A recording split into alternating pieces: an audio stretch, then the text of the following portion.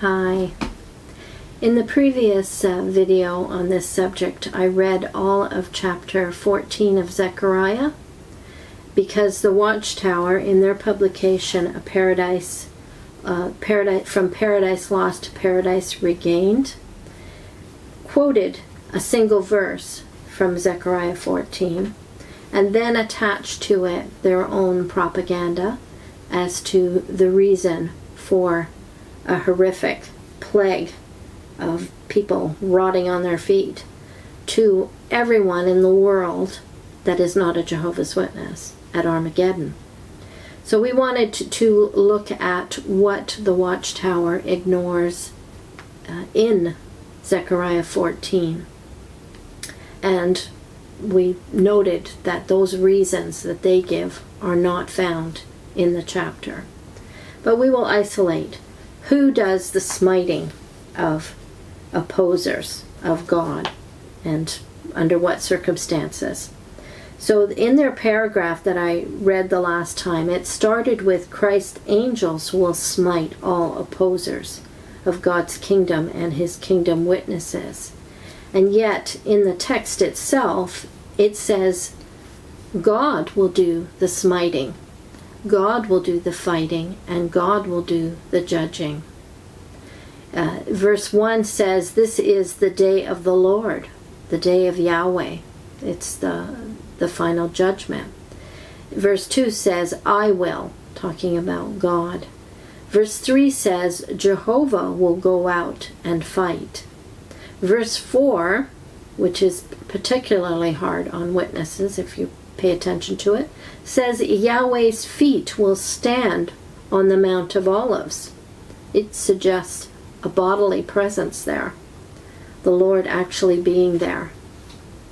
Verse 5 says, the Lord Yahweh, my God, will come. Verse 9 says, Yahweh will be king over the whole world or the whole earth. Verse 12 says, Yahweh will strike. Not as they said, the angels will strike. Yahweh himself will do the striking.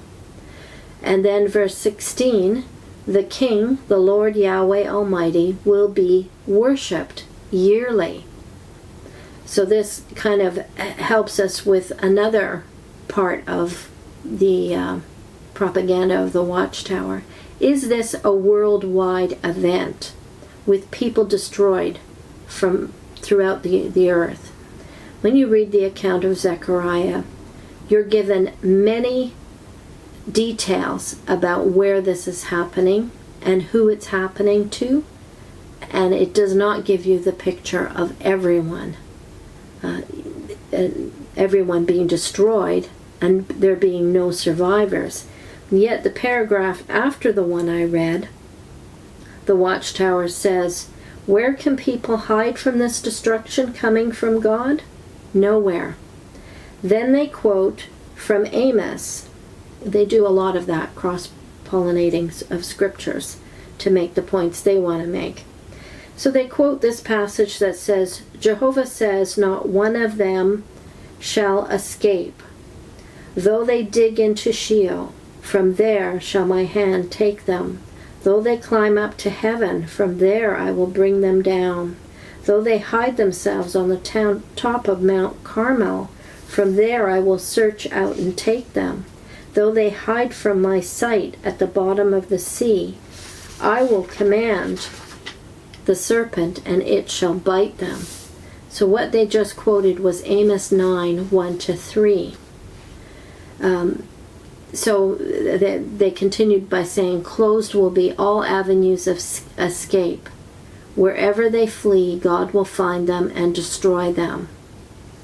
But what of verses 8 and 9 of Amos? What picture do we get? 8 and 9 says, surely the eyes of the sovereign Lord are on the sinful kingdom. I will destroy it from the face of the earth. Yet I will not totally destroy the house of Jacob, declares the Lord.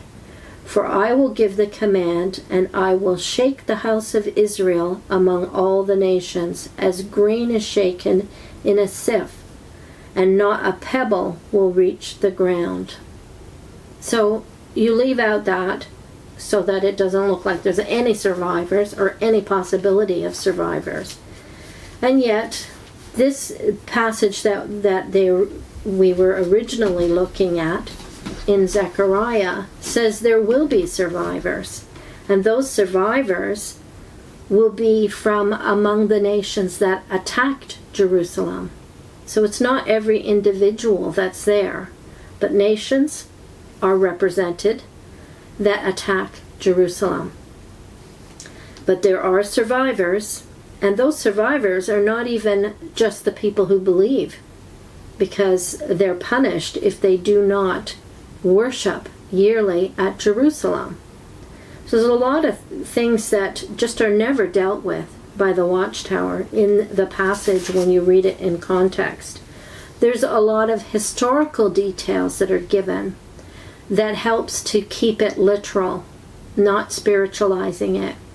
It mentions in one verse the days of Uzziah and the earthquake. Well, there was such a time and an event that is remembered by Israel. So you have to leave out details in order to come to the scenario that the Watchtower presents. Read the whole text of whatever the Watchtower gives you. I'm going to link to the same links that I presented in the last one. 5 videos that we did on Zechariah that will help you to see this is not new to the Watchtower, this interpretation.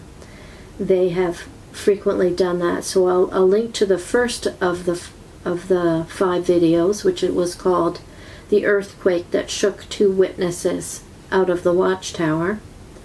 And the 4th one, which starts some interpretations that are found among Christendom's commentaries on Zechariah 14.